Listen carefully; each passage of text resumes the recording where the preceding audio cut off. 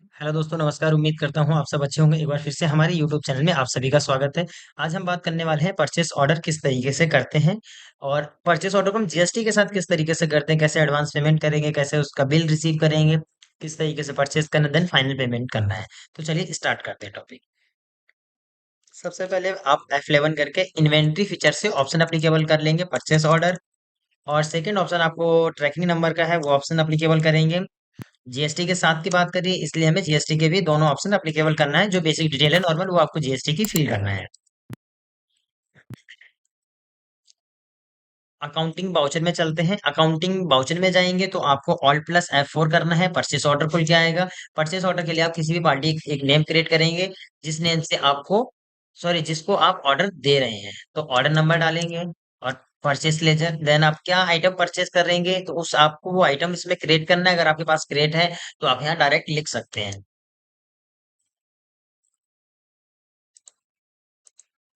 तो आप जो आइटम का ऑर्डर करना है वो आइटम आप सिलेक्ट करेंगे और आप क्वांटिटी, कितनी क्वांटिटी लेना है और इसका क्या प्राइस है, ये सारी चीजें आप इसमें फिल करेंगे। ध्यान रखना, आपने जीएसटी भी एप्लीकेबल करी हुई तो आप यहाँ पे जीएसटी के लेजर भी क्रिएट करेंगे। आपको जीएसटी के लेजर पता ही है, सीजीएसटी सेंट्रल है, एसजीएसटी स्टेट है। परचेज के साथ आप इनपुट लगाएंगे और सेल्स के साथ आप आउटपुट लगाएंगे। तो फिलहाल हम बात कर रहे हैं सेल्स परचेस ऑर्डर की, तो हम परचेस के बारे में, इनपुट के बारे में बात करेंगे। सेल्स ऑर्डर में हम अगली वीडियो में बात करेंगे सेल्स ऑर्डर के बारे में।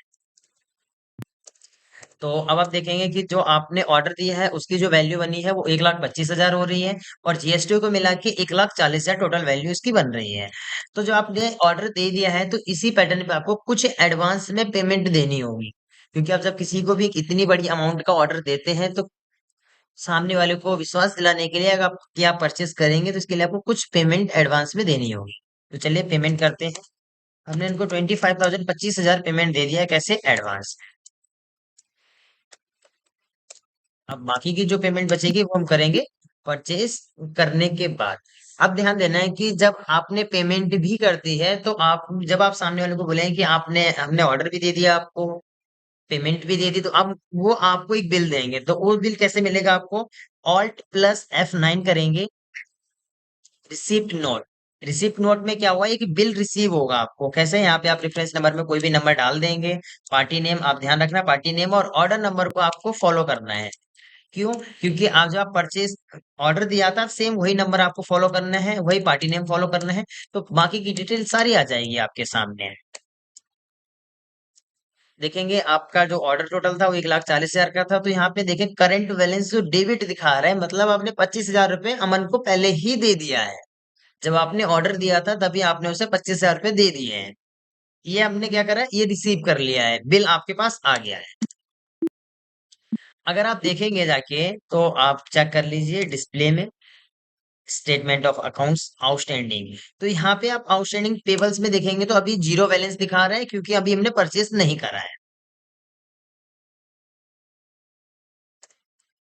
अगर आप स्टेटमेंट ऑफ इन्वेंट्री में जाके देखते हैं तो यहाँ पे आपको परचेस ऑर्डर आउटस्टैंडिंग दिखा रहा है।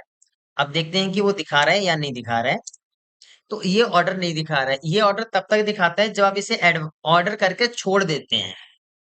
अगर आपने एडवांस पेमेंट कर दी है तो वो यहाँ नहीं दिखाएगा, क्योंकि आपने एडवांस पेमेंट का मतलब है कि आप 100% आप उसी से परचेज करेंगे, क्योंकि आपने एडवांस पेमेंट भी दे दी है और आपने बिल भी रिसीव कर लिया, तो इसलिए ये भी नहीं दिखा रहा है। अब आपको सिर्फ ये चेक करना है कि ऑर्डर किसको दिया है। मान लिया आपने 4 लोगों को ऑर्डर दिया है, तो वो कैसे मिलेंगे? इन्वेंट्री बुक में जाएं, परचेस ऑर्डर बुक में जाएं और यहाँ पे जिस मंथ का भी आपको ऑर्डर देखना है वो ऑर्डर देख सकते हैं। जैसे अप्रैल में अभी फिलहाल हमारे पास एक ही ऑर्डर है जो कि हमने अमन को ऑर्डर दिया है। ये सारी चीजें आपको दिखा देगा, पार्टी नेम, वाउचर नंबर आपने क्या रखा है और ऑर्डर नंबर भी आपका क्या है वो भी दिखाएगा इसमें। तो चलिए अब हम करते हैं, परचेस करते हैं। तो परचेस करने के लिए आप अकाउंटिंग वाउचर में जाएंगे और F9 से परचेस करें। सप्लायर नंबर में आप जो नंबर, कोई भी नंबर डाल सकते हैं, पर आपको ध्यान रखना है पार्टी नेम आपको वही फॉलो करना है और साथ में आपका जो रिसिप्ट नंबर और ऑर्डर नंबर है उसे भी आप फॉलो करेंगे, तभी बाकी की डिटेल आपके सामने आएगी। तो देखो, आपको कुछ भी करने की जरूरत नहीं पड़ी। जब आपने पार्टी नेम और ऑर्डर नंबर को फॉलो करा है तो बाकी की डिटेल्स आपके पास अपने आप आ गई। तो देखें आप, जो आपका जो टोटल अमाउंट ऑर्डर बन रहा था वो अमाउंट आ रही है इसमें। नरेशन आप लिख सकते हैं बीइंग गुड्स, क्योंकि आपने परचेज करा है तो आप बीइंग गुड्स परचेज फ्रॉम मन ऑन क्रेडिट, क्योंकि आपने इसको जो परचेस अभी फिलहाल करा है वो उधार में करा है। इसे हम सेव कर देंगे। सेव करने के बाद अब आप देखेंगे तो आपके पास स्टॉक समरी, कि आपके पास स्टॉक कितना है। तो देखो आपके पास 10 कंप्यूटर स्टॉक में आ गए। बैलेंस शीट में जाइए।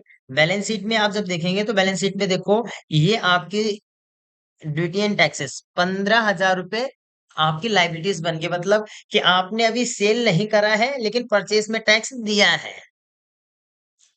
ये प्लस में तब आएगा जब आप इसे को सेल करेंगे, जब इसे आप सेल करेंगे।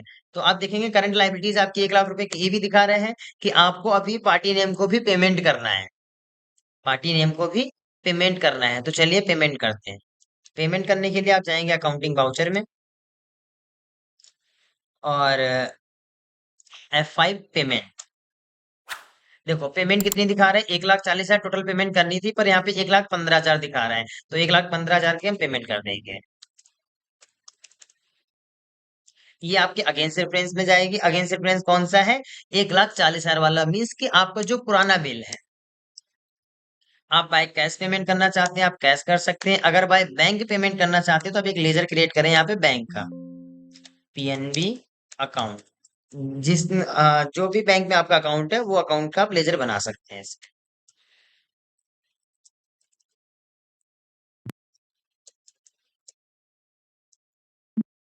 यहाँ लक्षण लिख सकते हैं बीइंग,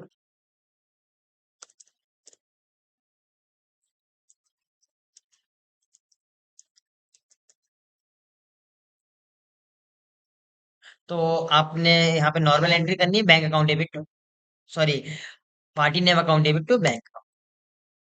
यहाँ आप नरेशन लिखना चाहते हैं नरेशन लिख सकते हैं, देन आप एंटर कर, एंटर करने के बाद आप कंप्लीट आपकी होगी। अब आप देखेंगे प्रॉफिट एंड लॉस अगर आप देखना चाहते हो वो भी देख सकते हैं। अभी आपके पास फिलहाल जो ग्रॉस प्रॉफिट है वही दिखा रहा है 1,25,000, क्योंकि आपने जितने का परचेस करा है और जो जीएसटी वगैरह है वो सारा दिखा रहा है।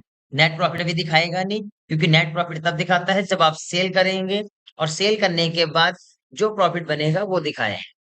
अगली वीडियो में हम बात करेंगे ग्रॉस प्रॉफिट और नेट प्रॉफिट में क्या अंतर होता है, क्योंकि अक्सर ये होता है कि जो हमें लगता है कि ग्रॉस प्रॉफिट हमारा है वही हमें नेट प्रॉफिट लगता है।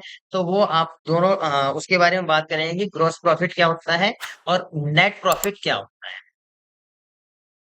तो उम्मीद करता हूँ आपको ये टॉपिक क्लियर हुआ होगा। अगर किसी भी तरीके का आपको डाउट है तो आप हमें कमेंट करके बता सकते हैं। पर ध्यान देना वीडियो पूरी देखना, तभी आपको समझ में भी आएगा ये टॉपिक। मिलते हैं अगली वीडियो में। अगली वीडियो में बात करेंगे सेल्स ऑर्डर के बारे में, कि सेल्स ऑर्डर किस तरीके से करते हैं और सेम किस तरीके से हम सेल्स ऑर्डर को स्टेप बाय स्टेप करते हैं।